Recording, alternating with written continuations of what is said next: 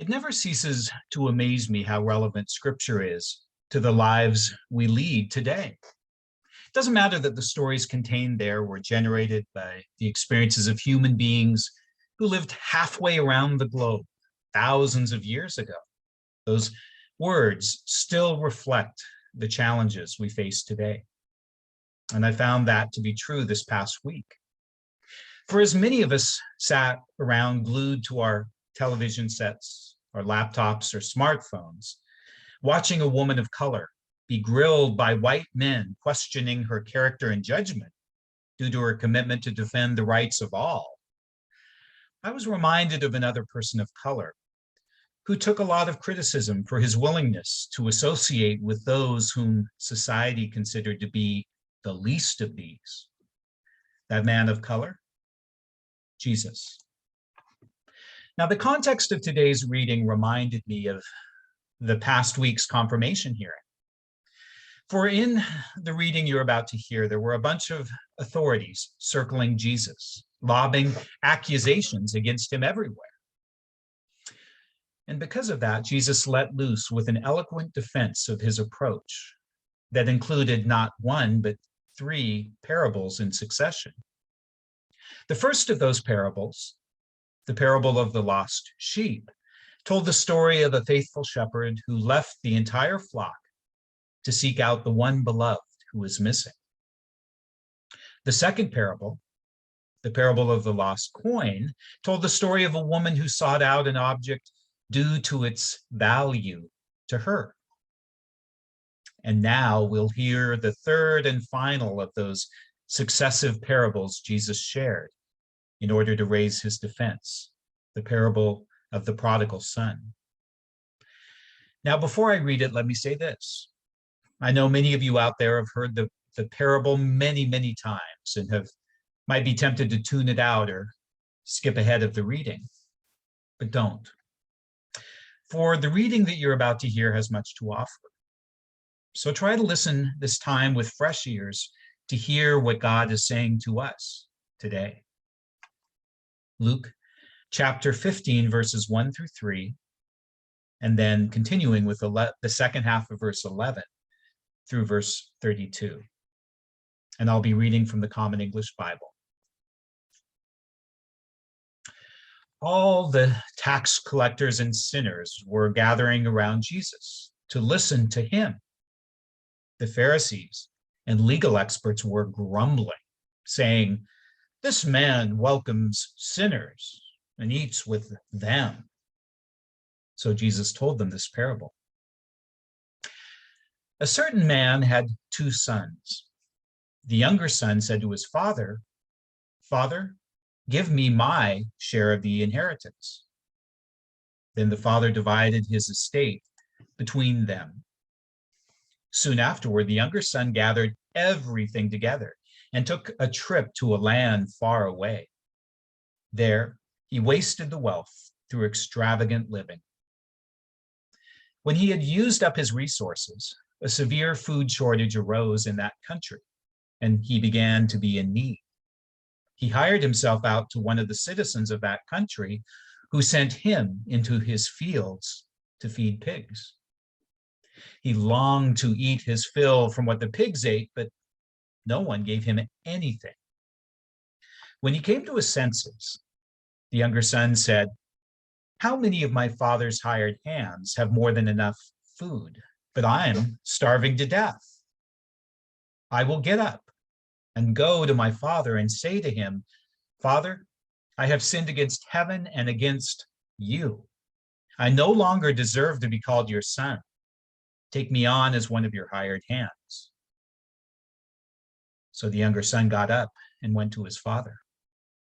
While he was still a long way off, his father saw him and was moved with compassion. His father ran to him, hugged him, and kissed him. Then his son said, 'Father, I have sinned against heaven and against you. I no longer deserve to be called your son.' But the father said to his servants, 'Quickly, bring out the best robe and put it on him. Put a ring on his finger and sandals on his feet. Fetch the fattened calf and slaughter it. We must celebrate with feasting, because this son of mine was dead and has come back to life. He was lost and is found." And they began to celebrate. Now his older son was in the field. Coming in from the field, he approached the house and heard music and dancing.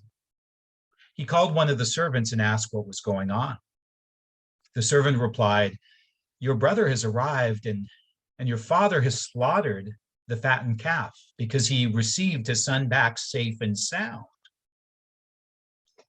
Then the older son was furious and did not want to enter in. But his father came out and begged him. He answered his father, "Look, I've served you all these years, and I never disobeyed your instruction. Yet you've never given me as much as a young goat so I could celebrate with my friends. But when this son of yours returned after gobbling up your estate and prostitutes, you slaughtered the fattened calf for him."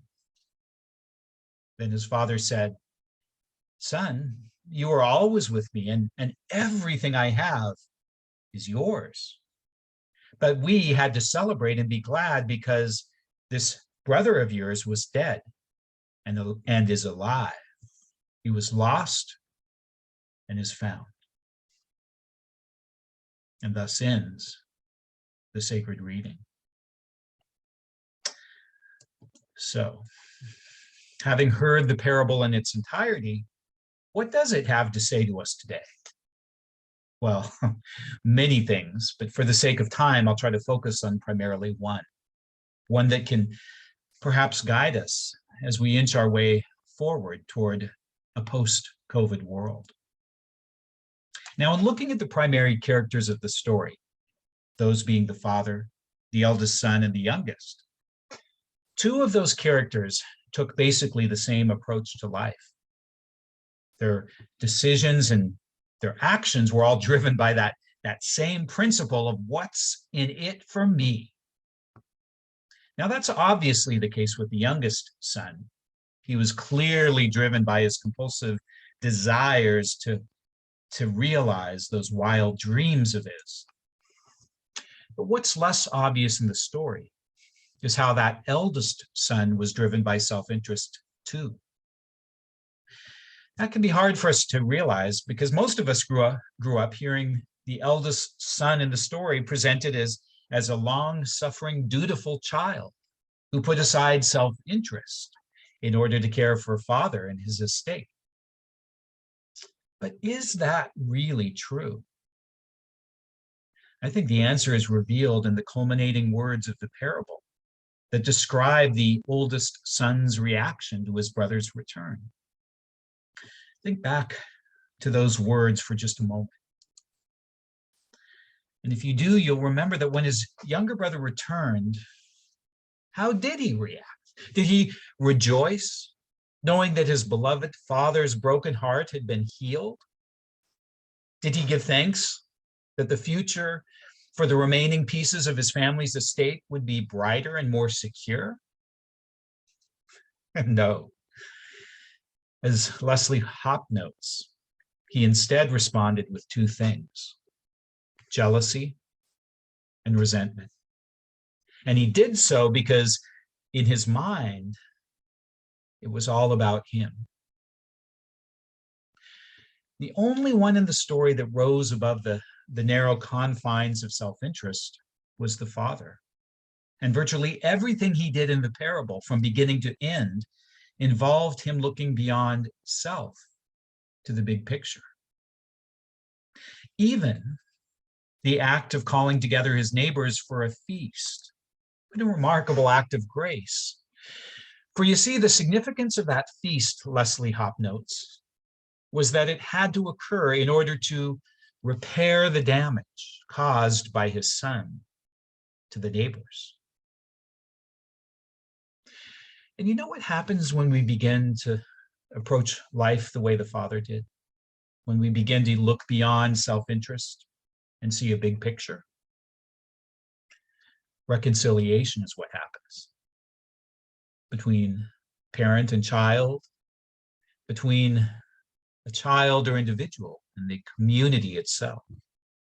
And that reconciliation can happen only because of one person's willingness, like the father's, to put aside frustration, resentment, and shame so that they can embrace a new future filled with a wealth of possibility.